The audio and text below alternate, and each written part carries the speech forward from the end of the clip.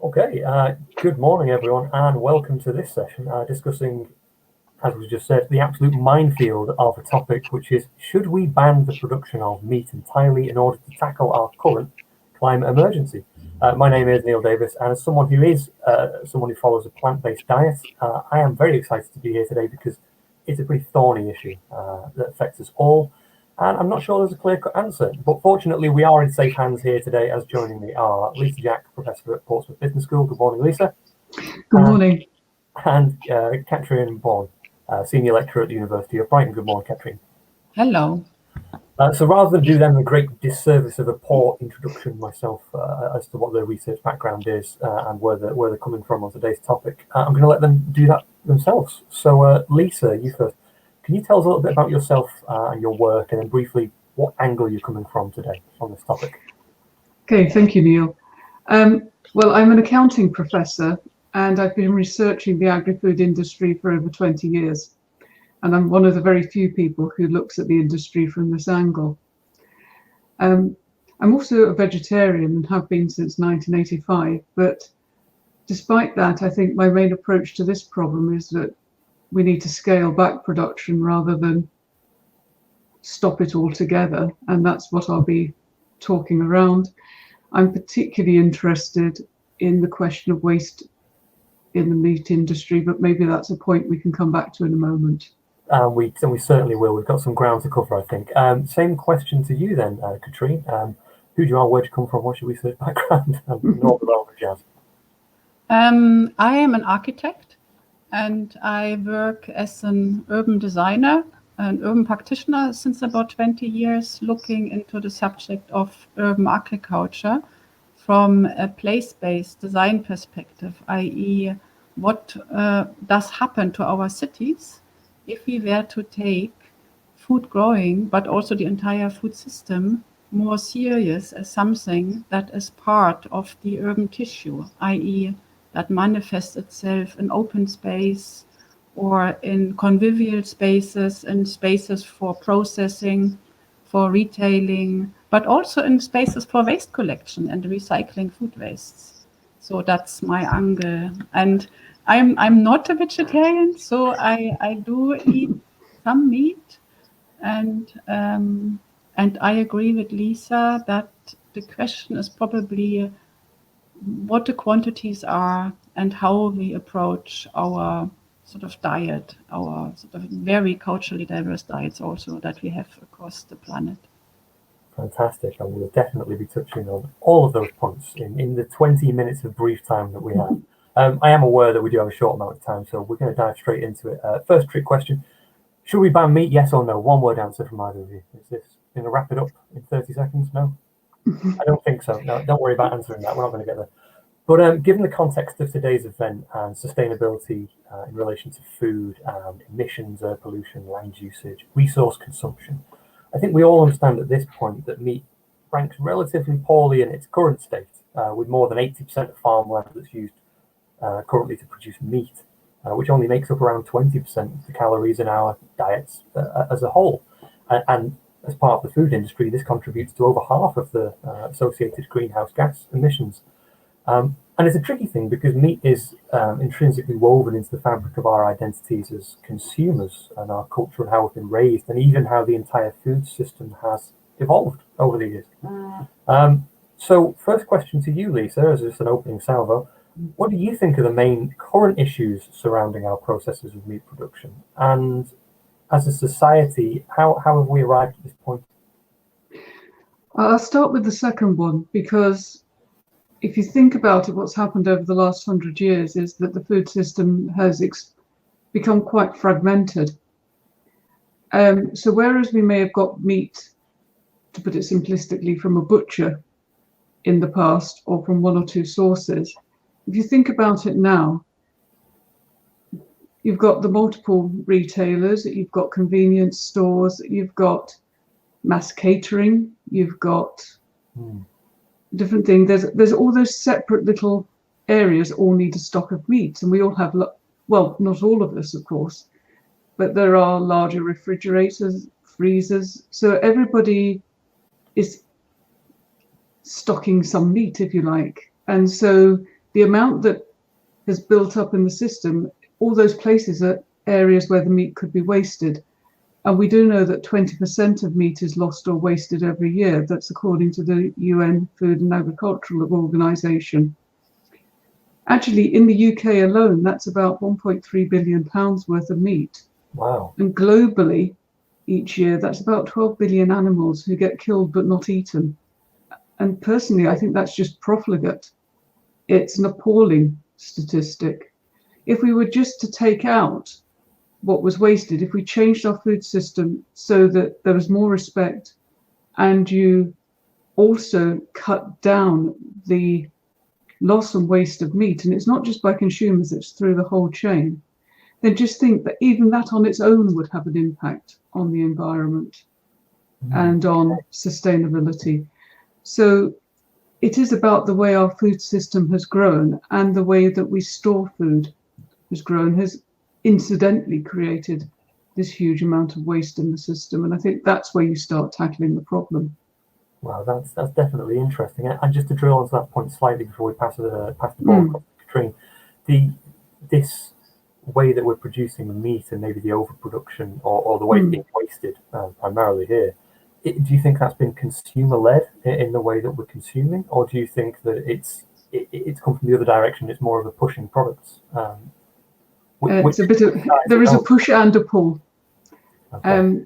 But I think there's probably more of a push because, again, it's about, there is an expectation for full shelves, but I think that's been partly driven by the industry, not just by consumers. And that's one of the problems we have. I think 30 years ago when I got married, it wasn't so usual to see every shelf full all the time. It certainly didn't have 24-hour day opening all the time. But also, I think it's just been pushed because there's more fresh produce. You know, for every one of those stores and every one of those fast food restaurants to keep open, you need people to buy, and they need to be stocked. So it's a bit of a push and pull situation. I can see it's awkward to dissect. We're going to throw the ball across to Katrin now, because she's been sitting there very patiently waiting. So the first question again, really, just to reiterate that point. What do you think the main issues are currently with meat production, if there are any, and how have we arrived here? Yeah, and also to your question whether we should ban meat altogether, I think for cultural reasons, but also for life quality reasons, a reduction of meat intake would be much more enjoyable probably than a complete ban of meat.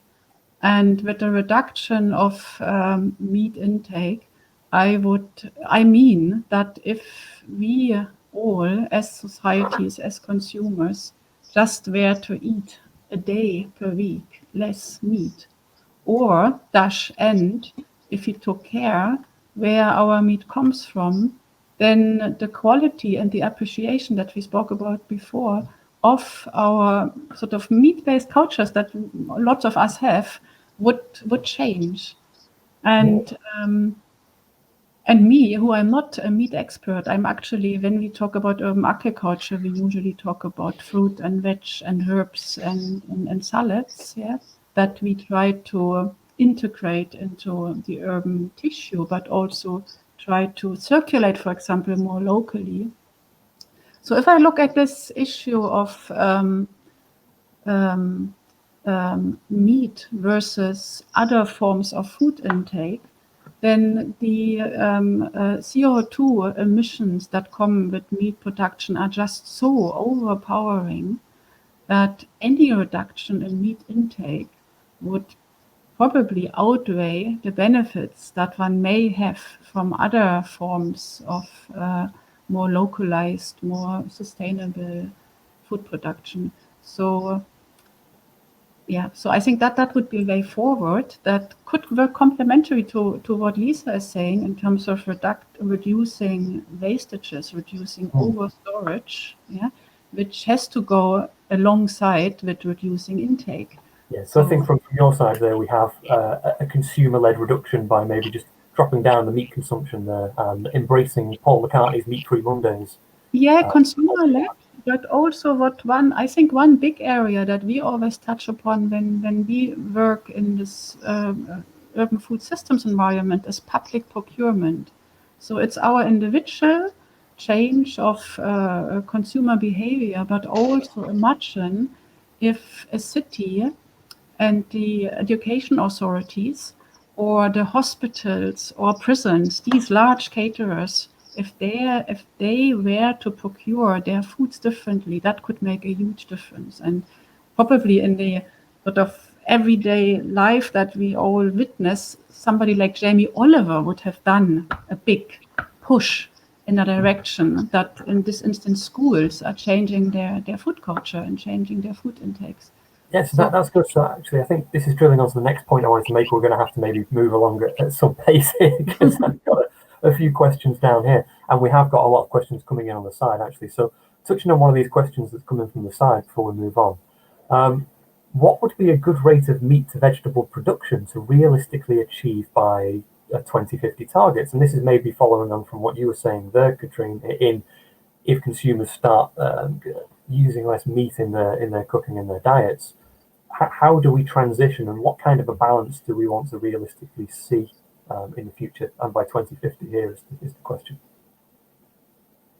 If that question goes to me, I must admit I don't have statistics about that, but I would like to remember all of us that in the past, a healthy diet for somebody, probably in our context, a sort of Central Western European, would be one that eats meat once or twice per week.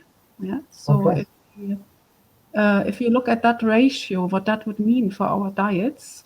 I mean, of course, if we eat so little meat, we have to replace it with proteins from other sources. So we have to make healthy choices.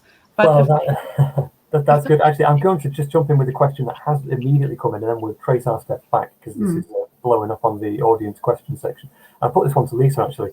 Following on from what Katrin was saying there, as replacing some of the meat that's in our diets that we for our balance to nutrition.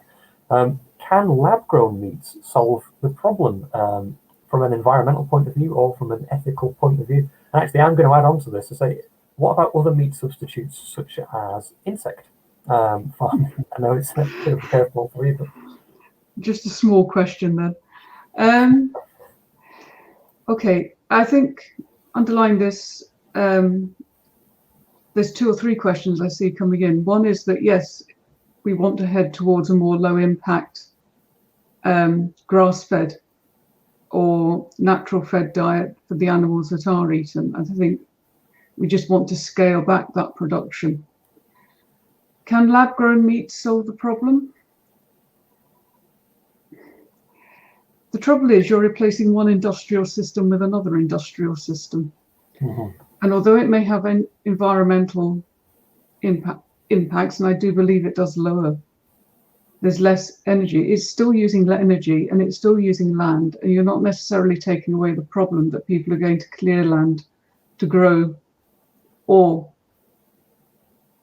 to get the ingredients for lab-based, plant-based foods. And I realize that the lab-based is quite a complex question.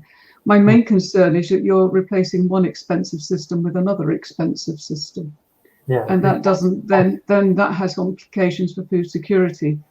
So to choose a word that's used in another context, this is almost intersectional. You can't solve one problem without creating a problem somewhere else.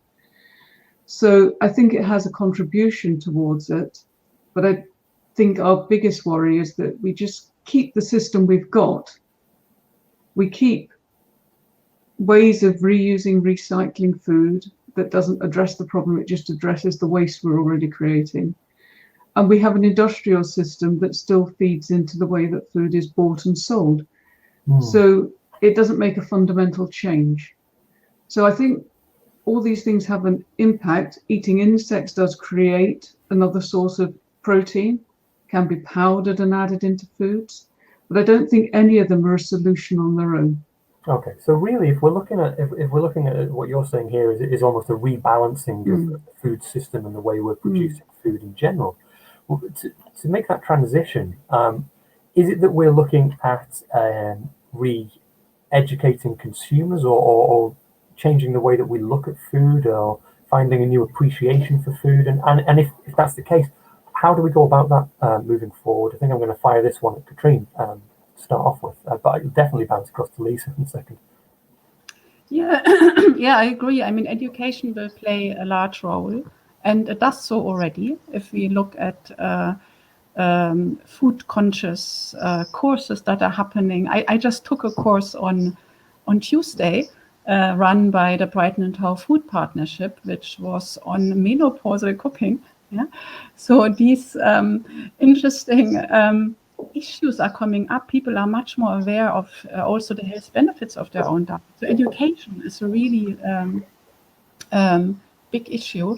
And now I must admit I forgot the second half of your question. So I was saying if we were looking at rebalancing the food system and we're moving towards re-education or reappreciation. Oh yes, I remember.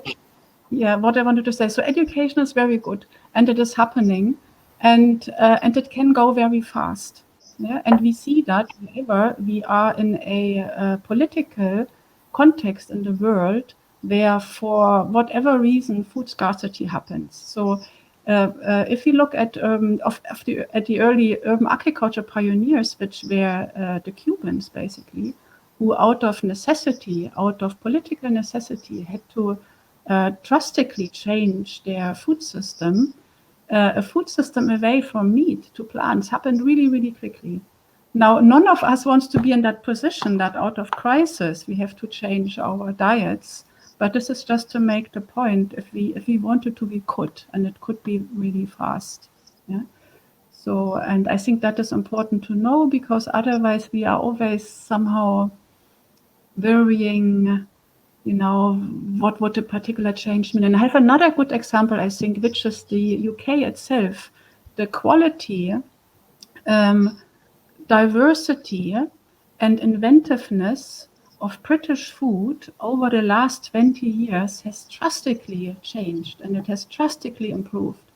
And I'm sure we are all aware of that if we go to restaurants, if we look at the wealth of cooking programs around, and at the quality of food that you can buy not only in a restaurant but also in shops, whether it's the organic range or the local range or the tasty range.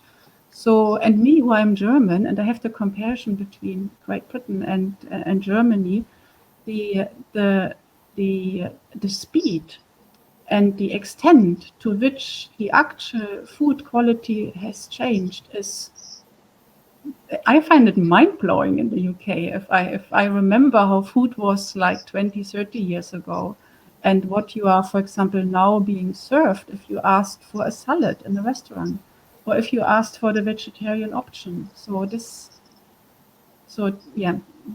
Interesting. I think I'm going to have to qualitative and cultural level, but also on an education level. Yeah, that's very interesting. Thank you. I'm going to have to pass on to Lisa now. So just quickly, what are your thoughts on how important education is, or re-education of food and nutrition, and how we view our food? I think it's one aspect, but most of my research is looking at the hidden bit of the food supply chain. In other words, what goes on between the farm and the consumer. So whilst I think education is definitely important, there are many other people looking at that. What I'm interested in is how we rebalance the system and take out the considerable overheads in the middle, because there's a lot of work that can be done to give us something that's more sustainable and also continue to give choice, but in a more, if you like, cost-effective way. Now, as an accountant, I would say that, but there's a lot of drivers in the middle that are not known, and part of my work is to try and bring those to the surface, and it impacts on meat production and consumption as much as on anything else. Okay. We have to cut you off slightly there, Lisa. Sorry. As much as I could talk about this all day, and I think I probably will actually continue talking about this all day. I'm going to have to go for a few quick fire questions, and then maybe make a few wrap-up points about industrialization in general. But I've had an interesting question come here. For a large proportion of the world's population, not eating meat protein might not be a viable option. I think that's a very important point. I think to Lisa first, how do we address that problem very, very quickly? It depends on whether you think it's a problem. So it's a problem if you think that all meat should be banned. But as I said, one of the reasons for not banning meat is that there are areas of the world that don't grow food. And in fact, for many centuries in this country, we had 3 months of the year where there was no vegetation you could eat. So, I think it's a case of you do need some, because in some cultures and in some environments, it is the main source of food. Yeah, And very we're interesting. culturally sensitive towards that. I think we'll just fire back across to Katrin. Is this maybe taking what Bill Gates has said recently, on the chin, and maybe saying that wealthier countries need to lead the way in really scaling back their own meat consumption and production, so that where meat is genuinely required, it can be used and not have as much of an impact on the planet. To you, Katrin. Sorry. Yep, I agree. I mean, that could also be a way of just dealing with the distribution of resources in a fairer, more equitable way, which is, if I remember the previous speaker, was already discussed, that actually why we are doing all of this research and all of this practice-based work, like in my case, is to increase equitability across the globe, basically. So, yeah, I would agree with that. Fantastic. And I really like the question also. This question is really important because, of course, if we, with our Western European diets, are now starting again to imply what other countries elsewhere in the world must do in order to, behave differently. Yeah. Fantastic. I think that's a very good point. And I think just a couple of wrap-up points then. I think we are looking at reducing the meat we consume. We're looking at maybe an overhaul of the industrialization process of food production in general, and really just rebalancing the food system and finding a better appreciation for the food. Short answer, do we ban meat? Not just yet. It's certainly a managed decline with maybe a possible, I don't know. But thank you for joining us this morning. I think we are going to have to wrap it up. I don't know whether we can carry on the discussion somewhere else. I'd like to. But yeah, thank you very much. Thanks to everyone here today. And I guess I'll speak to you all again soon. Oh, we can chat in Hopping. Fantastic. We can. I'm not sure if the audience can. Fill this out. I'll post some things online. Okay. Thanks, everyone. Thank you.